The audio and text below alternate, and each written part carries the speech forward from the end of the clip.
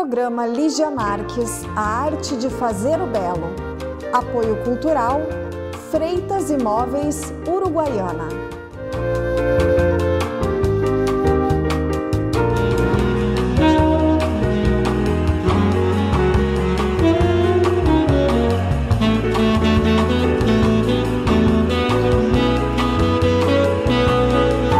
Olá, estamos apresentando mais um programa Lígia Marques, a arte de fazer o belo. Este programa é exibido na TV Santa Maria, canal 19 da NET. Todos os sábados às 20 horas temos um programa inédito.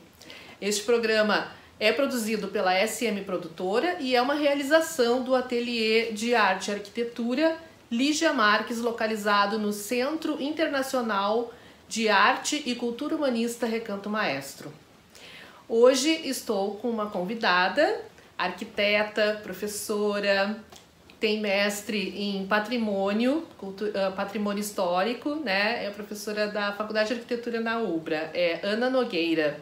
Bem-vinda ao programa, Ana. Obrigada, boa tarde a todos.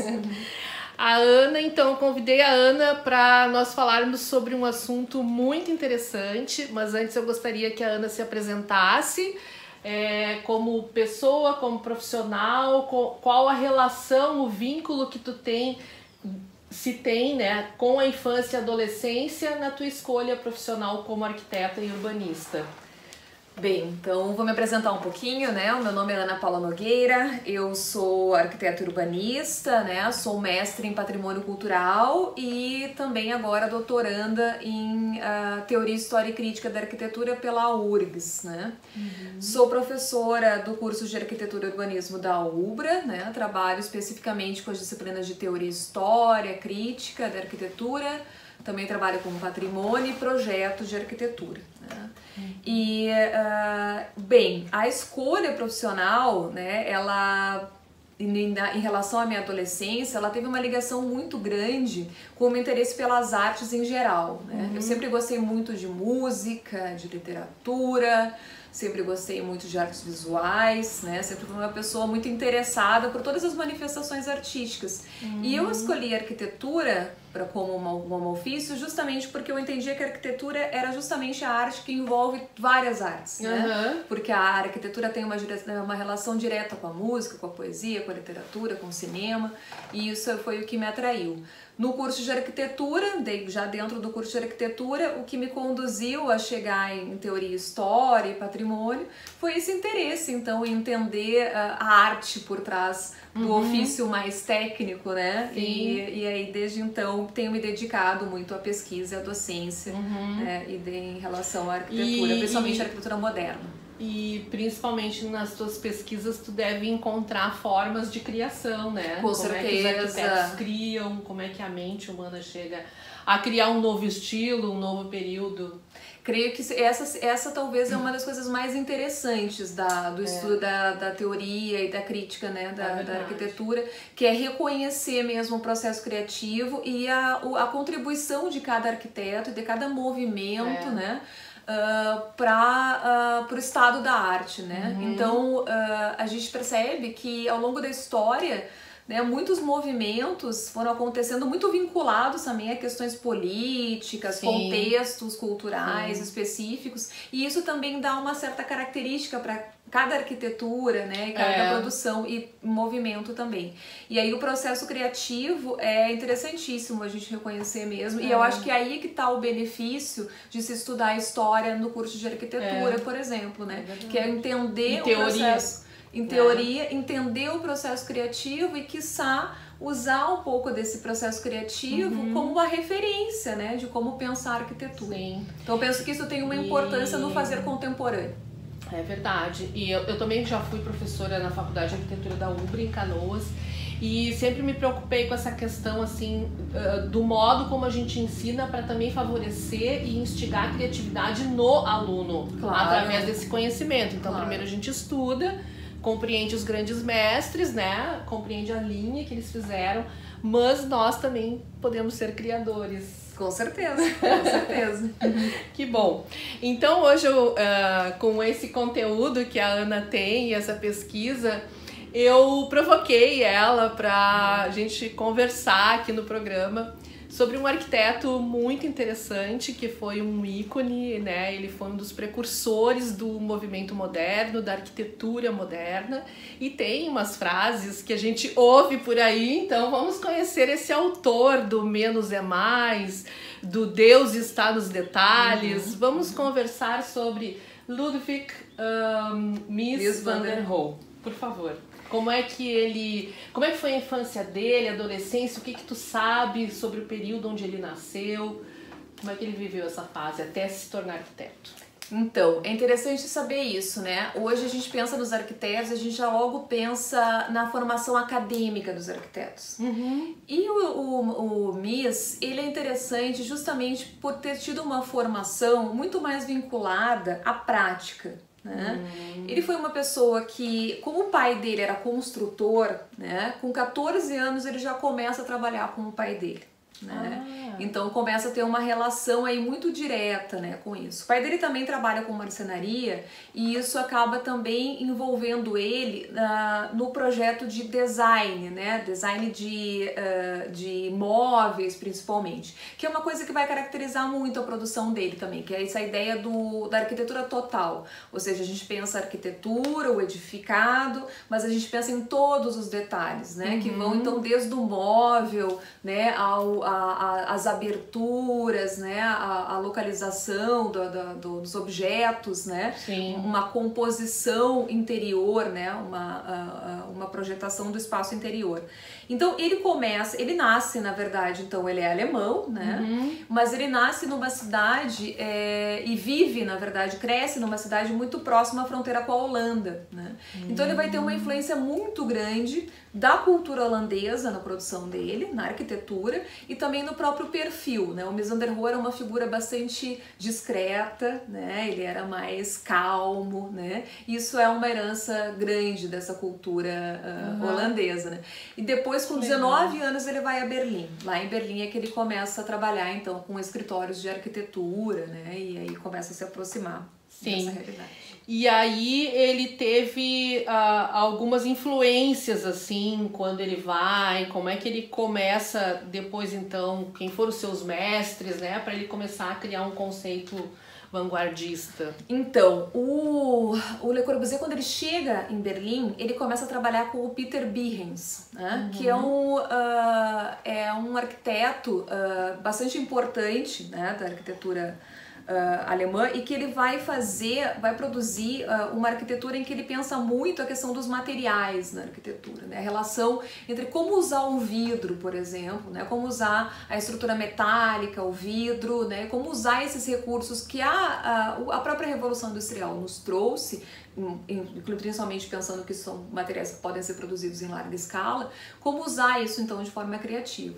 Ele trabalha com o Peter Behrens e esse cara se tornou uma grande influência para ele. Né? Eu acho que talvez as 3 maiores influências do Peter Behrens, do Mies van der Rohe, vai ser o Peter Behrens, né, com quem ele trabalha, vai ser o Frank Lloyd Wright, né, que é um arquiteto que em 1910 ele vai a Berlim, né, e é uma figura que rende ele também. É americano, né? Americano. O Frank Lloyd. Nós vamos fazer um programa sobre Frank Lloyd. Rende muito, porque é uma figura interessantíssima, né? E ele vai à Alemanha, faz uma exposição em 1910 e quando o Mies vê a obra do Frank Lloyd Wright, ele vê a capacidade de se pensar uma planta baixa livre, né? Que é pensar um espaço aberto, mais livre, que permite maior flexibilidade da ocupação do espaço. Né? Que então, Frank Lloyd não trabalhava ainda assim. Frank Lloyd Wright já estava trabalhando assim. E é justamente o Frank Lloyd Wright que leva essa produção dele, da planta mais aberta, né? E que permite o crescimento em várias direções. Ele leva essa exposição do trabalho dele em 1910, né? A planta livre. E ele, a planta aberta, né? Enfim, e aí ele leva isso nessa exposição na Alemanha e isso vai influenciar profundamente o Mies van der Rohe. É interessantíssimo pensar, porque se a gente olhar o trabalho do Frank Lloyd Wright e do Mies van der Rohe, parecem totalmente distintos, mas na verdade há uma comunicação muito direta em relação a essa possibilidade do espaço, então, franco, aberto e que permite diferentes organizações e arranjos, né, dentro do espaço interno. Então ele vai influenciar, e outra coisa que vai influenciar muito o Mies van der Rohe vai ser o De Stijl, né, que é o movimento neoplasticista, né, holandês, né, que também trabalha com a questão dos planos verticais e horizontais, e isso vai ser também decisivo na arquitetura do Mies. Só pra gente situar, né, o Mies van der Rohe, ele nasceu no final de 1800, isso, né? E aí, então, na juventude dele, já com 17, 20 anos que ele começa a trabalhar com arquitetura, já estamos antes da Primeira Guerra Mundial. Sim. Antes, ele também perto da Bauhaus, né? Vamos falar um pouco da Bauhaus. Como é que ele... Então ele começa a ser identificado com essas novas tendências, né? Que ele já começa a trazer o novo. E ele é convidado para dar aula na escola Bauhaus. Então, ele faz parte, na verdade, de uma associação de arquitetos e artesãos que se chama Deutsche Werkbund, né? Que é fundada em 1909. Essa associação vai ter o Gropius, por exemplo, como um dos membros, né? Ele chega a ser, inclusive, o Walter Gropius é o fundador, né? O grande fundador da escola da Bauhaus, né? E na verdade, então, a Bauhaus, ela é uma escola que nasce a partir da Deutsche Werkbund, né, que é dessa associação desses arquitetos, no qual fazia parte, então, o Mies van der Rohe e o próprio Gropius, né? A escola Bauhaus vai ter 3 fases, né? Então, em 3 lugares diferentes, né? Nasce em Weimar e termina lá em Berlim, né? Essa última fase, 1929 e 1933, que quando fecha a Bauhaus, é o período então que o Mies van der Rohe é o diretor da Bauhaus.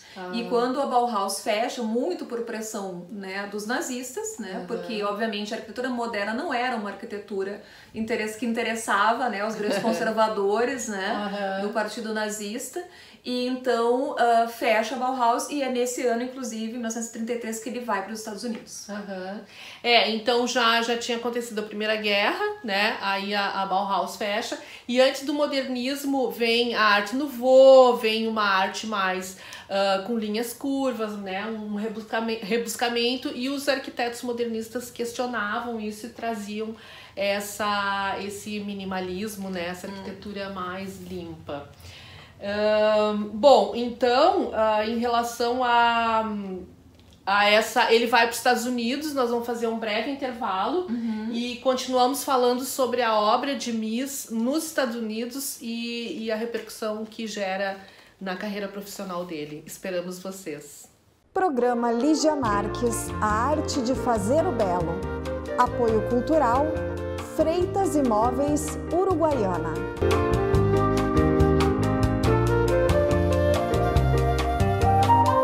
Além dos projetos de arquitetura corporativa e arquitetura residencial, tem os projetos também de arquitetura comercial e os projetos de arquitetura de condomínio, por exemplo, né? Um espaço mais coletivo, salões de festa.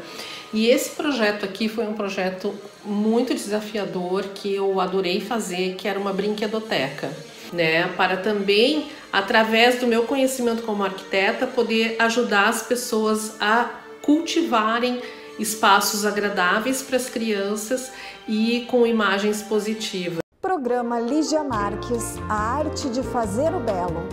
Apoio cultural, Freitas Imóveis, Uruguaiana.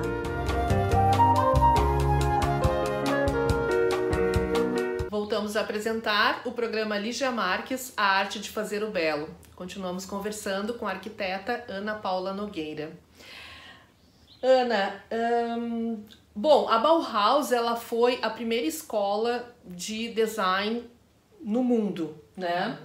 E eu percebi que nessa época existiam muitas exposições, eram muito famosas as exposições dos pavilhões. Fala um pouco sobre uma obra de Mies que foi realmente muito interessante. Como eu falei, a questão da participação do Mies na Deutsche e na Bauhaus, né, teve também uma grande importância pela possibilidade que ele teve de fazer grandes experimentações, né? A arquitetura como um laboratório de experiências, né? Então, esse movimento, né, pensar a arquitetura moderna, não como um movimento, mas pensar a arquitetura moderna, né, como uma arquitetura que permite experimentações, tem uma relação direta com a possibilidade, então, dessas grandes feiras, né? Das feiras mundiais de arquitetura, em que era de fato isso, né? Exposição de arquitetura, né? Que fossem efêmeras, né? Na verdade, depois elas eram desmontadas.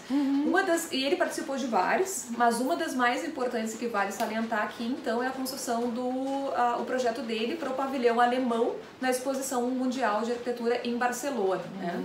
E que hoje, inclusive, esse pavilhão foi remontado e está aberto para visitação, né? Esse pavilhão, ele resume muita coisa da obra do Mies van der Rohe, principalmente nesse período, que é esse tratamento de pensar a arquitetura como uma planta totalmente livre, composta por planos verticais e horizontais que se cruzam e nunca se encerram em 90 graus, eles se cruzam, né? O plano, ele continua, né? Isso é uma coisa muito interessante. Tudo isso encimado, né, por uma grande cobertura horizontal e que se tornou uma grande característica da obra dele, né, que é essa horizontalidade, né, isso é muito comum na obra dele e muito interessante. Não aparecendo muitos pilares, Não aparecendo muitos pilares, livre, a estrutura é livre, né, a gente não tem essa coisa da parede estrutural, né, que limita o espaço, né, a gente consegue, e ele trabalha muito com divisórias móveis, né, por isso também essa relação muito grande com a arquitetura de interior, né, com a composição interior, ambientação interior. E nesse pavilhão ele trabalha muito com a estrutura metálica, né, com o pilar cruciforme, né, metálico, e ele desenha a poltrona que ficou famosa, que é a poltrona Barcelona, né, que tem uma relação direta na linguagem daquela poltrona com a linguagem do edifício, né. Então tem uma comunicação muito forte ali. E isso também, então, foi uma marca registrada da obra do Mies van der Rohe, que foi essa capacidade de pensar mesmo né, a arquitetura total, né? Então, quando ele fala sobre Deus está nos detalhes, né, é justamente isso, né? A arquitetura nunca vai ser apenas um edifício, ela está em todos os seus elementos, né? Em cada detalhe da obra. Né? Em Pavilhão Barcelona é uma obra que está lá hoje, né? Em Barcelona, vale muito a pena visitar quem tiver essa oportunidade. Sim, é verdade. É belíssimo. Então ele já vai criando o próprio estilo, né? A Ana citou várias características desse estilo. E ele então vai para os Estados Unidos e se torna diretor e professor no curso de arquitetura do Instituto Tecnológico Illinois. A atuação dele nos Estados Unidos é vasta. Comenta um pouco assim as principais, as obras-primas, enfim, porque eu quero entrar no assunto do ícone de uma casa que eu acho muito legal. Certo, então assim, a obra do Mies van der Rohe, quando ele vai para os Estados Unidos, ela se modifica um tanto, assim, né? Porque na arquitetura, na Alemanha, ele tem uma arquitetura bem assimétrica. Quando ele chega nos Estados Unidos, ele começa a trabalhar com uma simetria maior na produção dele, né? Claro que ele também se modifica, há quem diga, inclusive, que ele perde um pouco esse caráter, né, de uma arquitetura mais aberta a todos, né? Mas ele começa a se envolver mais com o capitalismo próprio dos Estados Unidos, né? E ele muda um pouco nesse sentido. Mas a produção os dele... arranha-céus, né? Tinha muitos investidores, né? O campo imobiliário. Claro. E ele foi, então, responsável por construir o campus, né? Da Universidade de Tecnologia, então, do campus, né? Tecnológico da Universidade de Illinois. E ali ele vai fazer várias obras, né? A Crown Hall, que é uma das obras mais importantes, né? Que é o edifício de arquitetura, né? O curso de arquitetura dentro do campus. E é uma das obras mais icônicas dele, marcada por uma grande simetria, mas principalmente marcada então por essa estrutura metálica, né, que compõe um ritmo, né, e que aliada ao vidro, né, tem essa composição. Ele tem uma relação muito grande de horizontalidade, né, as obras um pouco elevadas do solo, quase como se flutuando mesmo, né, e marcadas por essa estrutura, né, vertical dos pilares, né, com bastante vidro, e ficou também foi uma das grandes marcas para ele. Isso também demonstrou uma outra fase dele, que é uma fase mais voltada a uma ideia de arquitetura monumental, que não era o que ele fazia antes, né? Então antes era uma coisa, a arquitetura residencial. Quando ele chega lá nos Estados Unidos, ele começa a se aproximar de uma monumentalidade tecnológica, né? Ele consegue levar aquela tecnologia da estrutura metálica e do vidro para grandes edifícios, né? E aí ele foi o precursor das torres. ele foi um dos grandes precursores das torres, né? Então, assim, ele fez vários conjuntos, né, edificações, por exemplo, como né, em Illinois, ele fez um conjunto, né, uma edificação, um edifício em altura de apartamentos importante, e que são também, né, torres gêmeas, digamos assim. Então, é bem interessante, né, porque essa simetria, ela estava no edifício, e ele também chegou a construir, então, esses edifícios em duplas, né, gêmeos e tal. E isso também se tornou uma característica da arquitetura norte-americana, né, essa arquitetura, essas torres gêmeas, né, que depois a gente tem esse atentado histórico, que é foi uma grande catástrofe, né, e que a gente, né, de certo modo, consegue associar, né, quando a gente pensa na arquitetura dos Estados Unidos. E é interessante saber que foi ele, né, que foi um dos caras que introduziu aí essa ideia, né, dessa arquitetura. Sim, mas aquelas torres gêmeas que caíram não são dele, não era são projetos a autoria dele, né? É só a ideia, só pra não confundir, não confundir. Mas a coisa das torres, né, das grandes torres de espelhos, né, espelhadas então ele usava a simetria tanto em fachadas quanto em planta, é isso? Ele aplicava bastante? Não totalmente, não? Né? Porque aí nesses edifícios a gente consegue reconhecer uma simetria. Mas se a gente for lá para Casa Fernsdorf, que a gente estava falando, a gente vai ver que não é bem assim. Ah, então tá. Então vamos falar sobre a Casa Fernsdorf, que eu estou com vontade de mostrar para vocês um ícone da arquitetura moderna, que é uma residência que Mies projetou e que hoje eu vejo muitos clientes me trazerem essa fotografia, terem vontade de fazer uma casa similar, né? Nós trabalhamos muito com analogia. Então, é uma casa que foi criada, né, na década de 50, no século passado. Fala para nós um pouco sobre esse conceito, os materiais que ele empregou, a cliente, em relação com a cliente. Eu volto a falar, quando a gente fala nessa casa, na possibilidade, né, de se pensar a casa como uma arquitetura que permite um laboratório de experiências. Então, os arquitetos modernistas, né, os grandes ícones da arquitetura moderna, os cânones da arquitetura moderna, eles trabalharam muito, né, a grande massa dos projetos está aí na habitação, né, e a gente consegue reconhecer muita coisa a partir disso.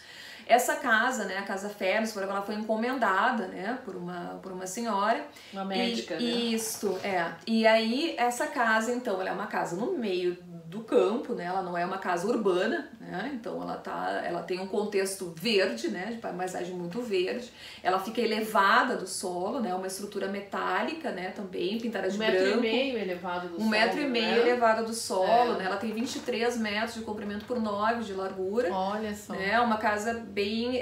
E eu até, inclusive, né? Acho que não me lembro exatamente a modulação, mas é 6 metros e 70, se não me engano, né? A modulação perfeita, assim, né? Para fazer a estrutura. Será que ele usou a proporção áurea?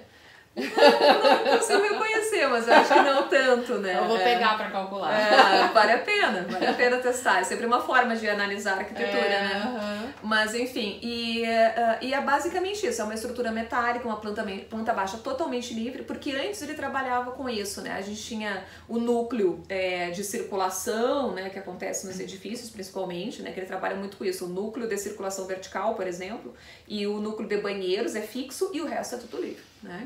E é o que acontece aí nessa casa, a gente tem ali o núcleo, né, molhado, digamos assim, cozinha, banheiros, e o resto é totalmente livre, né? Que era uma questão econômica também, né? Sim. Faz parte do racionalismo, né? Tem muito a ver com o racionalismo, com certeza, né? A gente não tem então um gasto, né, tão grande com isso, a gente consegue ter uma arquitetura de qualidade, né? A gente consegue investir em outras coisas que são mais importantes que fazer, né, sei lá, construir 3, 4 banheiros, né, com localizações diferentes e ter um gasto maior. Vamos gastar com o desenho da poltrona, né? Vamos fazer um trabalho mais interessante aí. Então a gente percebe que essa obra dele, né, ela tem então esse caráter, né, de uma liberdade fantástica, mas ao mesmo tempo, por ser em vidro, foi um incômodo que aconteceu aí. Inclusive a dona da casa depois processou ele, né?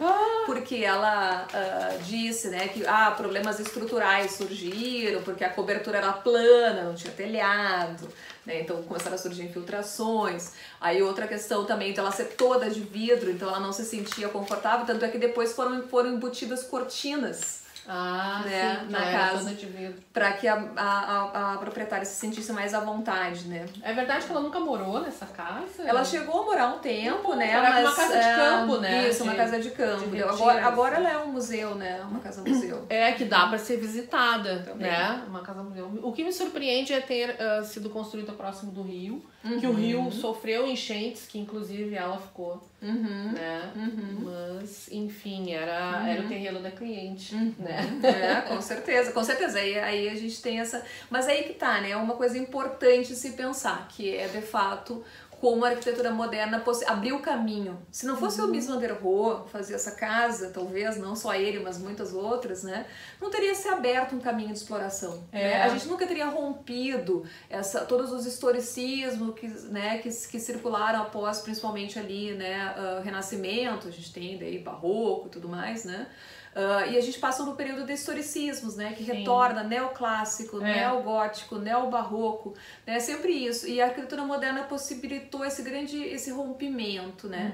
E aí é interessantíssimo que pensar uma casa como essa, por exemplo, que a gente não tem mais o telhado, a planta baixa é livre, é um rompimento até com os costumes, né? Sim. A casa toda tão fechada, os dormitórios fechados, todo mundo muito escondido. É um rompimento até sociológico, modos de viver a casa. Porque, na verdade, ele queria a integração do humano com a natureza, né? A natureza. Por isso ele fez assim, toda envidraçada, né? Agora, por que ele elevava 1,5? Acho que tu não chegou a falar. Tinha questão a ver com umidade, com... na verdade, assim... Ou com estética, porque ele era... Adorava a arquitetura com elegância, né? Então, essa casa, ela é um pequeno monumento, eu imagino. Eu entendo ela como um pequeno monumento, porque ela tá elevada e aí são vários... Ela tem, inclusive, aí aparece a assimetria. Apesar dela ter uma planta, né, assimétrica, ele trabalha com uma assimetria pelo acesso. Né? O acesso não é central, né? Não é a fachada, o acesso é pelo lado. E aí a gente tem um deck ali, né? Uma plataforma, né? E a escada que faz esse acesso. Então, por uma casa que não é tão grande, ele consegue dar essa noção de monumentalidade para ela, porque ele eleva do solo, ele marca aquela horizontalidade dela, né? Então ela tem um elemento que ao mesmo tempo ela é contrastante com a natureza, ela respeita a natureza, ela não encosta no chão, Então não tem nada a ver com a elevação do Rio Fox. Não sei, isso é informação que eu não tenho, assim. O que eu conheço mais tem a ver com essas situações mesmo, né? Com do valor, de dar valor para a arquitetura na natureza, sem desmerecer a natureza e nem a arquitetura. Claro, e aí, ver a arquitetura como arte mesmo. Como arte, né? Talvez sim, né? Tem uma relação, quando não está próximo, claro, né? A gente enche, mas melhor se estiver elevado. Porque o rio, ele tinha diferenças. Claro. Mas o que me interessa particularmente mais é o valor estético, de certo modo, que resultou essa Ela é estratégia. bem arquiteta, né? Arquiteta artista. Ana, infelizmente nós precisamos encerrar o programa e eu gostaria de encerrar. Antes eu gostaria de falar assim, como é que essa casa Farnsworth era o sobrenome da cliente, né, que recebe o nome. E como é que muitas pessoas a descreviam? A descreviam como sublime, uma casa sublime, um templo pairando entre a terra e o céu, um poema. A casa é um poema e a casa é uma obra de arte, né? Então, realmente é um ícone de autoria de Mies van der Rohe. Para encerrar o programa, eu gostaria que tu falasse, então, qual o legado que ele deixa, né? Este arquiteto obcecado pela simplicidade, pelos detalhes e pela elegância na arquitetura. Qual o legado, o nome do estilo, enfim, as coisas que ele preconizava na arquitetura moderna. Então, acho que obra, né? Quando a gente fala em less is more, né, menos é mais, a nossa tendência é fazer essa relação com o espaço mínimo, né, o mínimo de mobiliário e tal. Na verdade, o grande valor do less is more está justamente nessa capacidade que ele teve de usar o material de forma mais autêntica possível, né? Então ele racionalizava mesmo o uso dos materiais, era o uso inteligente dos materiais, né? Então ele não se excedia com isso, né? Com essas coisas, e ele podia assim então se investir numa arquitetura elegante, né? Interessante. Então esse less is more não é assim apenas, né? Ele é muito além, né? É assim, a gente não né, ter esse uso excessivo de materiais, por exemplo, desnecessário muitas vezes, né? Acho que o valor dele está nessa questão. E tem uma obra que eu acho muito interessante que vale citar, que é a Sea Grand Building, que é um edifício dos mais altos também de Nova York, né? Aparece muito no cinema, vocês devem ter visto em algum momento, que é um edifício que ele recua, ele é alto, é uma grande caixa, uma estrutura metálica, vidro, ela recua, cria uma praça da frente, e esse recuo que ele faz é porque tem um edifício em frente, próximo, né? Que é de 1917 esse prédio, né, esse edifício. Então ele faz isso como um recuo, como um respeito ao edifício valoriza histórico. O ambiente externo, valoriza o outro edifício que já existe e não deixa de valorizar o próprio que está nascendo ali. É uma grande lição. É verdade. Uma grande lição de arquitetura, né, que é de fato a gente reconhecer, entender o valor do passado, mas também ter a ousadia de propor coisas novas. Né? É verdade. Eu tenho certeza, Ana, muito obrigada assim, pela tua colaboração ao programa. Eu tenho certeza que tanto tu quanto eu, na Escola de Arquitetura, nós tivemos essas lições, né? E infelizmente, na realidade, nem sempre acontece. Nós temos planos diretores que não preconizam muitas vezes esse valor do prédio ao lado e da necessidade, né? Teve muitas questões imobiliárias aí que influenciaram o valor da terra e desvalorizaram o humano e a natureza nessa questão. Não sei se tu concorda. Demais, né? Eu concordo bastante mesmo. Acho que nós temos perdido muito, né, em termos de qualidade urbana, né? Porque se a gente pensar o edifício como um objeto isolado, né, a gente destrói a cidade, né? Então, toda vez que a gente pensar em um edifício, ele tem de estar relacionado com o resto, né? E quando a gente está pensando no resto, a gente está pensando de fato em diferentes usos, situações, mas em diferentes tempos também, né? Então esse respeito, esse cuidado de se projetar pensando no todo é uma coisa importantíssima, né? Para que todos tenhamos uma cidade bela, agradável, que funcione bem, né? Então depende sim, né, de certo modo de uma conscientização dos próprias construtoras, né, investidores, em pensar arquitetura de qualidade, que com certeza vai trazer qualidade de vida para os seus usuários e que vai trazer qualidade de vida para a cidade como um todo. Né? É verdade. Então nunca se pensar o objeto isolado. Paulo Mendes da Rocha, o arquiteto brasileiro, importantíssimo, né, ganhador do Pritzker, ele que falava muito sobre isso, né, e eu acho muito importante. Que legal, um belo papo, vai ser convidada outras vezes para o programa, nós temos muitos assuntos, né, a arquitetura tem um caminho belíssimo para falar sobre, né, com grandes mestres. Obrigada. Temos muito a aprender. É isso aí, muito obrigada. Obrigada. Estamos encerrando então mais um programa Lígia Marques, a arte de fazer o belo. Você pode assistir no site da TV Santa Maria, santamaria.tv.br, ou no canal 19 da NET, da TV Santa Maria, sábado às 20 horas, ou nas páginas sociais do Facebook e do YouTube e Instagram da TV Santa Maria e do programa Lígia Marques. Você pode enviar suas sugestões para o e-mail programaligiamarques@gmail.com. Você pode também ser um apoiador cultural deste programa e eu agradeço aos apoiadores culturais que já servem a este programa. Nós nos vemos então nos próximos programas e eu espero você. Programa Lígia Marques, a arte de fazer o belo. Apoio cultural, Freitas Imóveis, Uruguaiana.